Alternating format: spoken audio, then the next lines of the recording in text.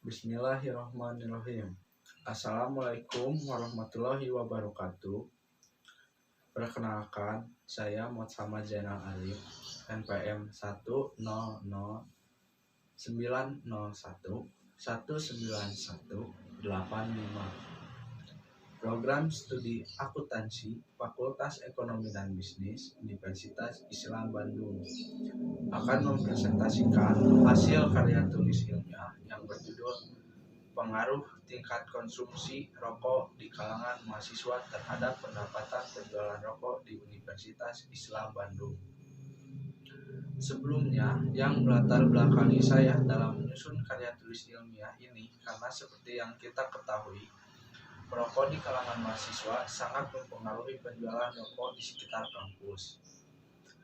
Apabila setiap mahasiswa membeli 1 bungkus per hari, pendapatan penjualan rokok akan terus meningkat setiap harinya.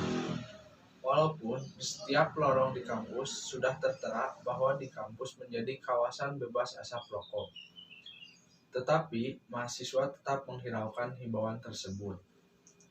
Oleh karena itu, saya mengambil judul Pengaruh Tingkat Konsumsi Rokok di Kalangan Mahasiswa Terhadap Pendapatan Penjualan Rokok di Universitas Islam Bandung. Selanjutnya, rumusan masalah yang saya dapat yaitu 1. Apa dampak dari rokok terhadap kesehatan? 2. Seberapa besar pengaruh asap rokok terhadap kesehatan orang yang menghirup asap rokok? 3. Bagaimana pengaruh tingkat penjualan rokok di sekitar kampus apabila setiap mahasiswa mengkonsumsi rokok setiap hari? Lalu, adapun tujuan dari karya tulis ilmiah ini yaitu 1. Untuk mengetahui bahaya rokok yang ditimbulkan dari rokok. 2. Untuk mengetahui seberapa besar dampak rokok bagi kesehatan orang di sekitar.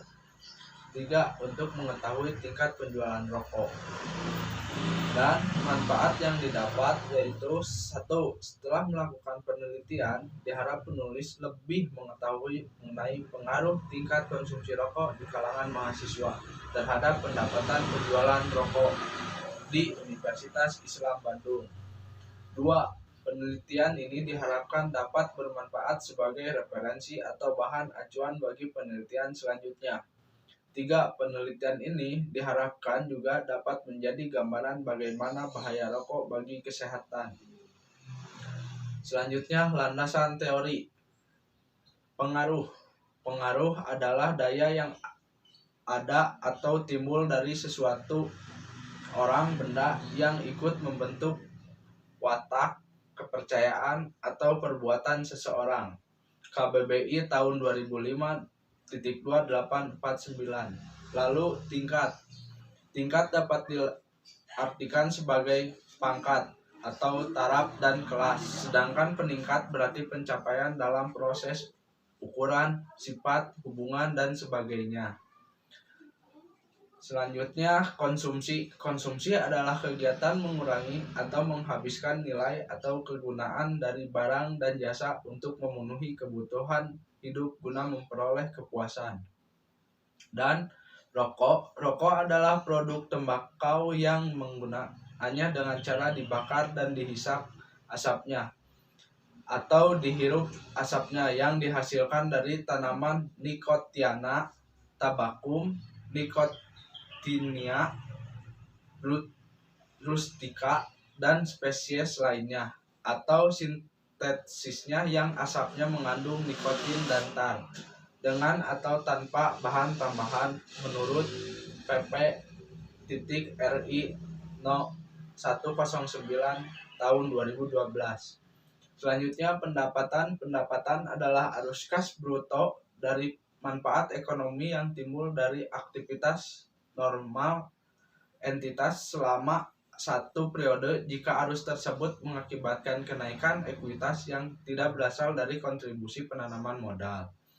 Dan penjualan. Penjualan adalah sebuah usaha atau langkah konkret yang dilakukan untuk memindahkan suatu produk, baik berupa barang atau jasa, dan produsen kepada konsumen sebagai sasarannya. Lalu fenomena. Fenomena perilaku merokok merupakan perilaku yang berbahaya bagi kesehatan. Tetapi masih banyak orang yang melakukannya. Bahkan orang mulai merokok ketika mereka masih remaja. Asal mulanya, orang yang menghisap rokok merasa tidak nyaman, misalnya kepala pusing, mulut kering, dan bau. Akan tetapi, lama-kelamaan, jika diteruskan berkali-kali dan dibiasakan, maka perokok akan merasa nikmat dan enak. Setelah itu menjadi ketagihan, kecanduan, dan tergantung baik secara fisik maupun psikis. Lalu kajian Islam, banyak orang yang berpendapat bahwa rokok itu halal dan ada juga yang berpendapat rokok itu haram. Berikut dijelaskan dalam Al-Quran, surat Al-Baqarah ayat 29. Dialah Allah yang telah menjadikan segala yang ada di bumi untuk kamu. Ayat di atas menjelaskan bahwa segala sesuatu yang diciptakan Allah di atas bumi ini halal untuk manusia, termasuk tembakau yang digunakan untuk bahan baku rokok. Sementara rokok mengandung ribuan racun yang secara kedokteran telah terbukti merusak dan membahayakan kesehatan. Berikut firman Allah, Quran surat An-Nisa ayat 29. Wahai orang-orang yang beriman, janganlah kamu saling memakan harta sesamamu dengan jalan yang batil, kecuali dalam perdagangan yang berlaku atas dasar suka sama suka di antara kamu. Dan janganlah kamu membunuh dirimu, sungguh Allah Maha Penyayang kepadamu. Quran surat An-Nisa ayat 29. Sebagian kalangan yang lain berpendapat bahwa merokok hukumnya makruh karena orang merokok mengeluarkan bau tidak sedap. Hukum ini dikiasakan dengan memakan bawang putih mentah yang mengeluarkan bau yang tidak sedap. Sebagaimana ditunjukkan dalam sabda Nabi Shallallahu Alaihi Wasallam, barang siapa yang memakan bawang merah, bawang putih, mentah, dan karat, maka janganlah dia menghampiri masjid kami, karena para malaikat terganggu dengan hal yang mengganggu manusia, yaitu bau tidak sedap. Hadis riwayat Muslim. Setelah saya melakukan penelitian dan mengajukan beberapa pertanyaan mengenai rokok dengan hasil 1. Analisis mengenai kerugian merokok bagi kesehatan, yaitu berdasarkan hasil kuesioner mengenai kerugian merokok bagi kesehatan menunjukkan bahwa 97,7% responden mengetahui kerugian merokok bagi kesehatan dan 2,3% tidak mengetahui kerugian merokok bagi kesehatan. 2. Analisis mengenai istilah perokok pasif. Berdasarkan hasil kuesioner mengenai pengetahuan dari perokok pasif menunjukkan bahwa hampir dari 88 orang atau 95,5% orang mengetahui istilah dari perokok pasif, sedangkan 4,5% orang tidak mengetahui. 3. Analisis mengenai bahaya perokok aktif atau pasif. Berdasarkan hasil kuesioner mengenai bahaya merokok aktif dan pasif menunjukkan bahwa 51,1% mereka tahu bahwa lebih bahaya perokok pasif dibandingkan perokok aktif. 4. Analisis mengenai larangan merokok di sekitar, yaitu berdasarkan hasil kuesioner mengenai larangan merokok di tempat sekitar merugikan bahwa 61,4% terdapat larangan merokok dan 38,6% menunjukkan bahwa di tempat sekitar mereka tidak dapat larangan merokok. 5. Analisis mengenai perokok individu. Berdasarkan hasil kuesioner yang diisi oleh responden bahwa perokok menunjukkan 68,2% dari sebagian itu mereka tidak merokok atau sebesar 31,8%. 6. Analisis ketertarikan merokok. Berdasarkan hasil kuesioner yang telah diisi oleh responden menunjukkan bahwa 36,2% mereka merokok karena mengikuti teman, 19,3% orang akibat pergaulan di lingkungan sekitar mereka. 7. Analisis rokok yang dihabiskan setiap hari. Berdasarkan hasil kuesioner yang telah diisi oleh responden menunjukkan bahwa 27,3% mereka dapat menghabiskan rokok 1 hingga 6 batang setiap harinya. 33% mereka menghabiskan 1 bungkus setiap harinya, dan 8% menghabiskan lebih dari 1% dari 1 bungkus setiap harinya.